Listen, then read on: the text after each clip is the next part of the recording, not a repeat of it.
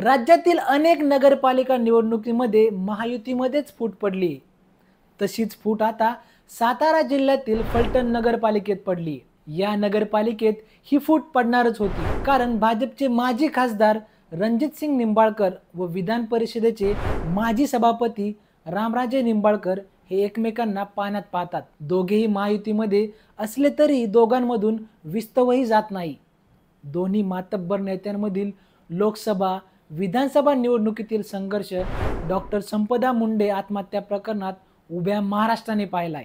आता दोघांमधील वादाचा नवा अंक फलटण नगरपालिकेत पाहायला मिळणार. तो कसा पाहूया व्हिडिओमधून. रणजितसिंग निंबाळकरच्या भावाविरुद्ध मुलाला मैदानात उतरविले. फलटण नगरपालिकेसाठी उमेदवारी अर्ज भरण्यासाठी सोमवारी शेवटचा दिवस होता. याच दिवशी दोघांकडूनही मोठी राजकीय खेळी पाहायला मिळाली. सध्या तरी अजित पवार यांच्या राष्ट्रवादीत असलेले रामराजे निंबाळकर यांनी अखेरच्या क्षणी आपले पत्ते उघडविले.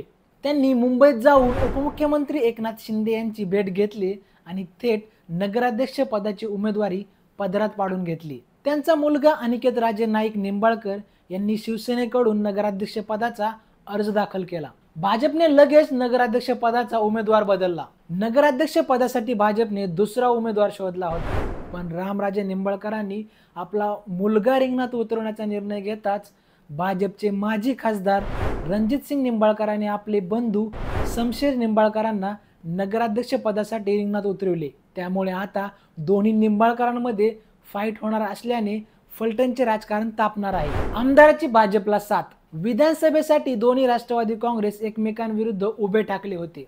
यामध्ये अजित पवार गटाचे सचिन पाटील यांनी शरद पवार गटाचे विद्यमान आमदार दीपक चव्हाण यांचा पराभव केला होता. सचिन पाटील हे मूळचे भाजपचे होते. रामराजे निंबाळकरांचा पक्ष कोणता? रामराजे निंबाळकर यांची राजकीय भूमिका बदलत राहिली. रणजितसिंग निंबाळकरांविरुद्ध ते कट्टर भूमिका घेत राहिले, परंतु ते कोणत्या राष्ट्रवादीत आहेत हा प्रश्न सर्वांसमोर होता. अजित पवार यांच्या एका बैठकीला ते उपस्थित राहिले, त्यामुळे ते अजितदादांबरोबर असल्याचे बोलले जात आहे.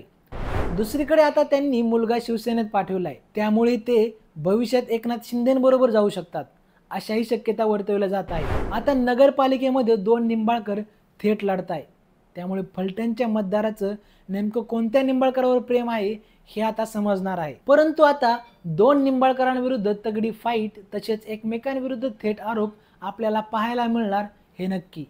तोपर्यंत तुम्ही पाहत राहा लेट्स अप मराठी.